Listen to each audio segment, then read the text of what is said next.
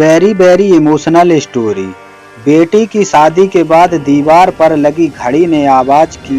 बूढ़ा आदमी कुर्सी में बैठे हुए घड़ी को बस ताके जा रहा था, आंखों में आंसू लिए। अब तक शाम के 8 बज चुके थे। बूढ़े की पत्नी ने उन्हें सांत्वना दी, क्योंकि उन्हें इस चीज का एहसास था कि वो रो क्यों रहे हैं।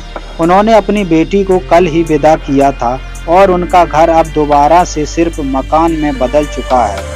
तुम जानती हो, मैं कभी भी अपनी दवाइयाँ लेना नहीं भूलता था, उन्होंने कबूल किया। क्या आप हमेशा भूल जाते थे? हमारी बेटी सीमा आपको हर रोज इस बारे में याद दिलाती थी, उनकी पत्नी ने कहा। नहीं, वो सिर्फ एक बहाना था।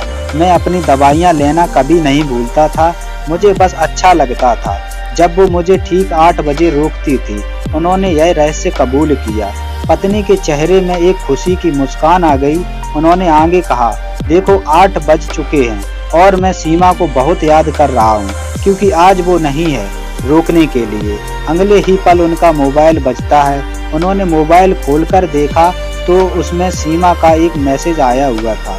पापा, यह आपकी दवाई का समय है, जल्दी से उन्हें ले लो। बूढ़े आदमी ने अपनी बेटी का मैसेज पढ़ा।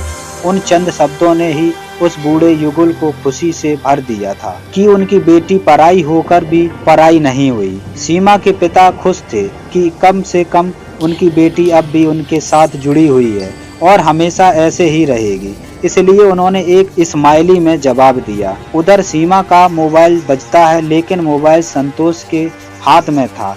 संतोष ने मैसेज को देखा और उन्हें डिलीट करने लगा, लेकिन फिर भी एक आखिरी मैसेज जो पापा का आया हुआ था उसे डिलीट नहीं कर पाया, क्योंकि उसी समय सीमा बाथरूम में कमरे में आती है। जैसे ही सीमा उसके पास पहुंची, उसने तुरंत बिस्तर पर मोबाइल फेंक दिया। सीमा ने अपने ही आप फोन को चेक किया। उसे अचानक संतोष से सवाल किया, अरे पापा ने मुझे ये स्माइली क्यों भेजा है? संतोष मुस्कुराया और कहा, मैं क्या जानूं। उस दिन पहली बार संतोष ने सीमा की जिम्मेदारियों को संभालना शुरू कर दिया था, क्योंकि वह डॉक्टर होने के अलावा अब वो एक पत्नी भी थी।